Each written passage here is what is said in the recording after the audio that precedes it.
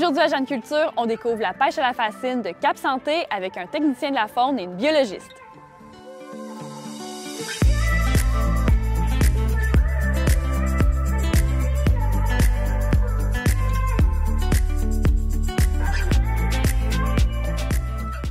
Jean-Guy Frenette, je me sens très privilégiée d'être ici, assis sur le bord du fleuve, Oui. à Cap Santé avec vous, à côté de cette magnifique pêche à la fascine. Oui, Vous êtes le seul dans la région de Portneuf à faire ça oui. et un des seuls au Québec. Il y en a un autre qui en utilise une à Saint-Nicolas, sur la rive sud.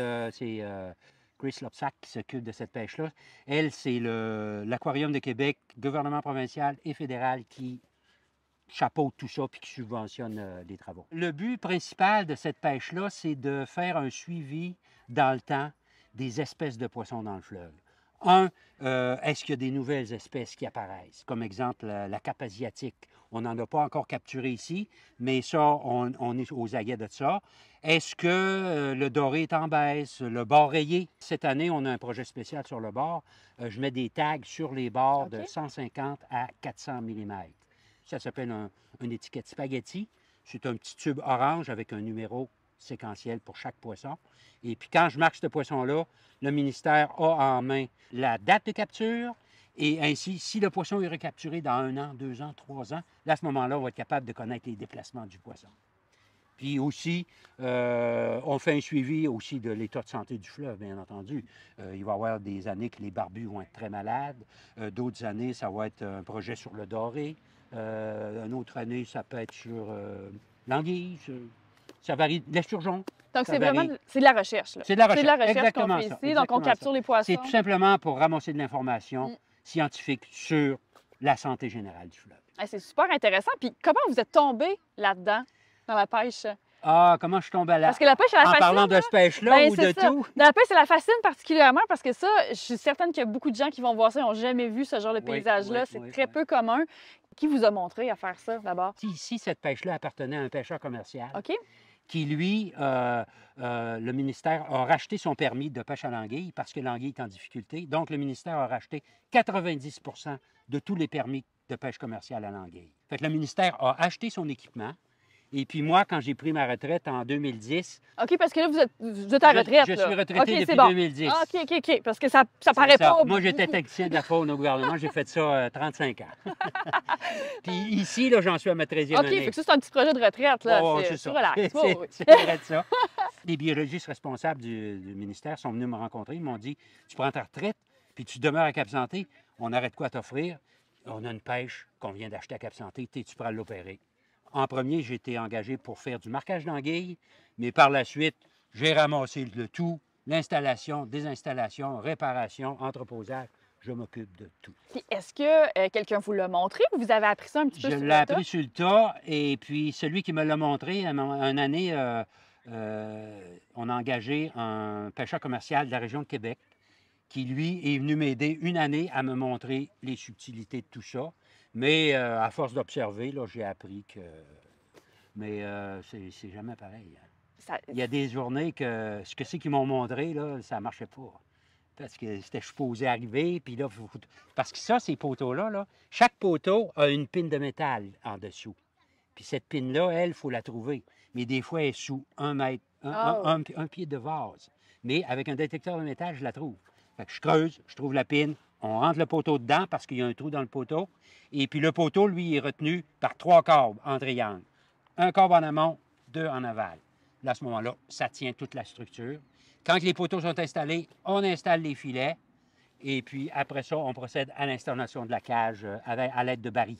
Puis là, bien, c'est quelque chose que, oui, effectivement, j'imagine que ça prend sur le tas aussi parce qu'il y a toutes sortes d'imprévus. Il arrive toujours dans les imprévus. C'est sûr. Toujours. Là, aujourd'hui, je pense que j'ai pas mal tout passé ce qu'il y avait d'imprévu. Oui, après plusieurs années, ça fait donc presque 20... La 13e année. 13e année, ah oui, là, on commence à... Là, j'ai fait le tour. Il m'est arrivé beaucoup de bad luck, bien sûr. J'en doute pas du tout. Puis c'est pas juste vous, parce qu'au final, vous avez embarqué votre femme parce qu'on... Ah oui, ma blonde vient m'aider, me donner un coup de main tous les jours, là, parce qu'il y a des fois, là, j'ai beaucoup trop d'ouvrages. Puis quand je monte la pêche, j'engage mon frère, qui est retraité lui aussi.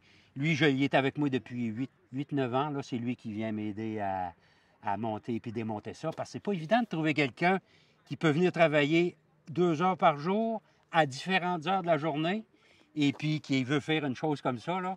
Ça prend Moi, des je suis chanceux, retraités, j'ai un frère qui est gros, grand et fort, et puis qui est, ben, en plus de ça, il est débrouillard. Ça fait qu'on fait une super équipe. Il y a une année, là, au centre, il y a 17 poteaux qui ont cassé d'un coup. Fait que là, je pouvais pas faire ça tout seul.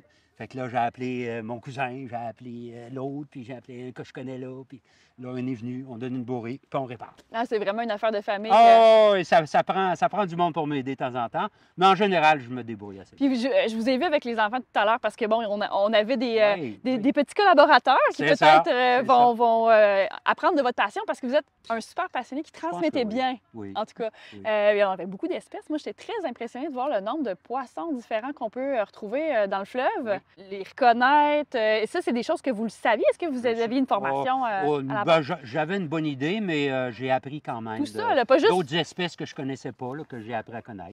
Est-ce que vous avez une relève? Est-ce que vous allez le montrer à quelqu'un Oui, d'autre? j'ai une relève, oui. Le ministère m'a dit, quand ils m'ont donné la job, ils ont dit, combien de temps tu t'attends de faire ça? Je ne sais pas. Il dit, tant que je vais avoir la santé, je vais être correct, mais à un moment donné, peut-être que ça peut se détériorer. Fait qu'ils ont dit, es-tu capable de trouver une relève? Je l'ai trouvé une. J'ai un ami là, qui opère la pêche à Saint-Nicolas, près du pont de Québec.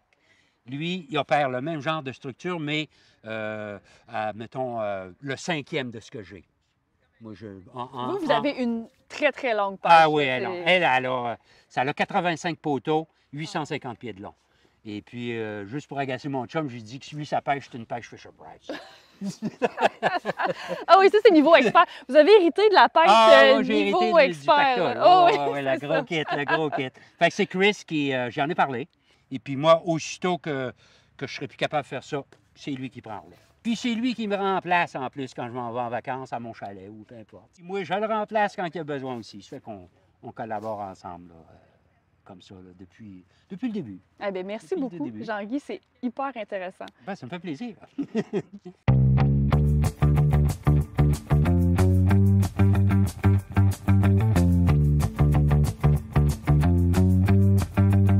Les villages côtiers de Deschambault et de Lobinière entretiennent des liens depuis le début de leur peuplement. Au 19e siècle, on traverse de part et d'autre du Saint-Laurent à l'été en goélette. Un premier traversier composé d'une chaloupe et d'un chaland remplace les goélettes. Toutefois, il ne permet de transporter qu'un véhicule à la fois. Le propriétaire abandonne, faute de revenus suffisants.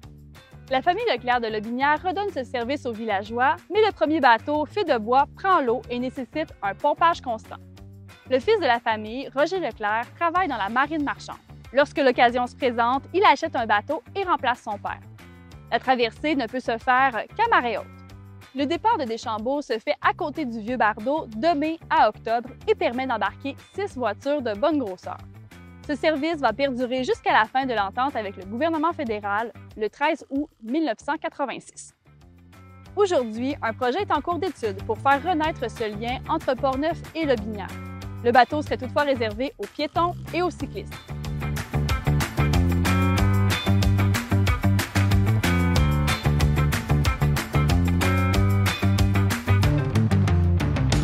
Andréane Masson, tu es biologiste pour le gouvernement du Québec. Oui. Et tu travailles beaucoup avec Jean-Guy, justement pour la pêche, tout le côté scientifique, biologiste. Explique-moi un peu qu'est-ce que tu fais avec lui comme collaboration. Mais en fait, la différence entre un technicien de la faune comme Jean-Guy, c'est qu'eux, ils vont travailler beaucoup sur le terrain, ils vont prendre les mesures, manipuler beaucoup les poissons, ils vont faire du laboratoire.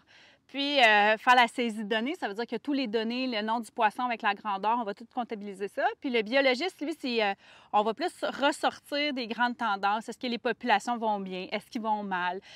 Penser à des projets d'acquisition de connaissances. Qu'est-ce qu'on a de besoin? Qu'est-ce qu'on connaît et qu'est-ce qu'on ne connaît pas? Par exemple, est-ce qu'on a des frayères dans le coin de Donnacona? Des frayères, c'est des endroits où les poissons se reproduisent.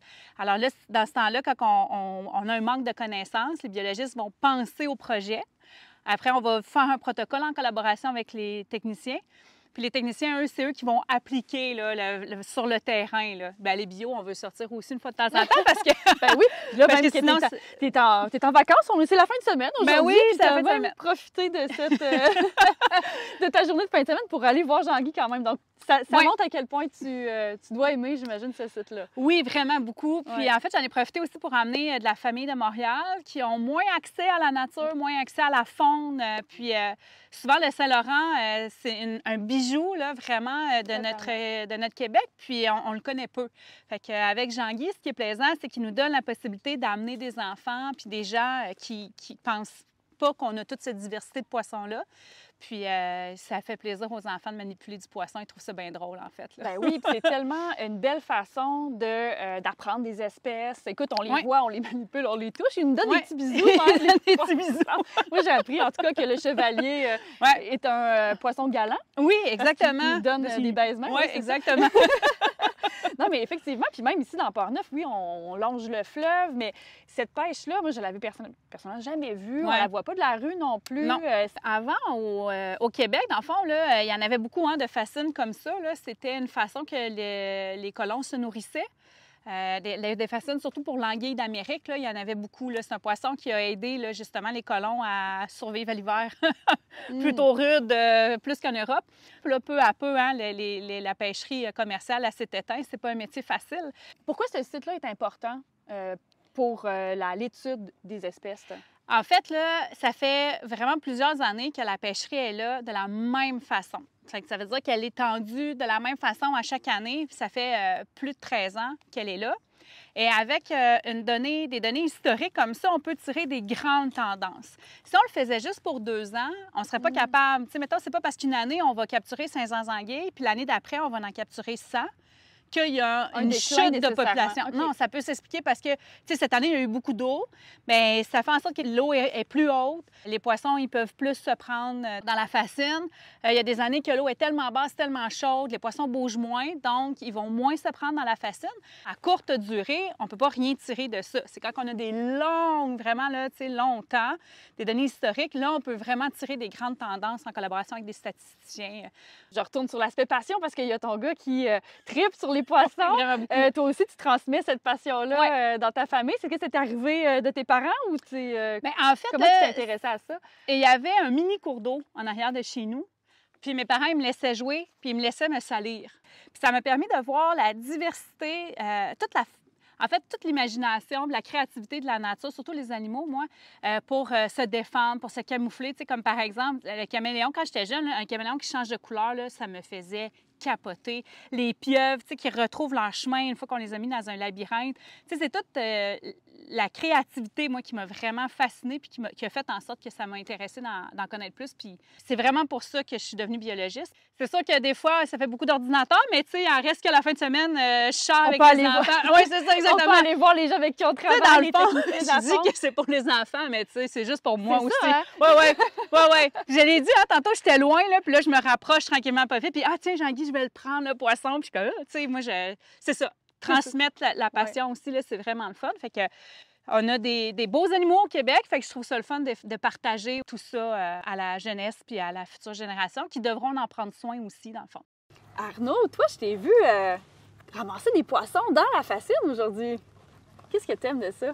J'aime beaucoup pêcher des poissons et j'aime beaucoup attraper les esturgeons par la queue. Quel genre de poisson t'as vu ici, là? Des barbus, des achigans.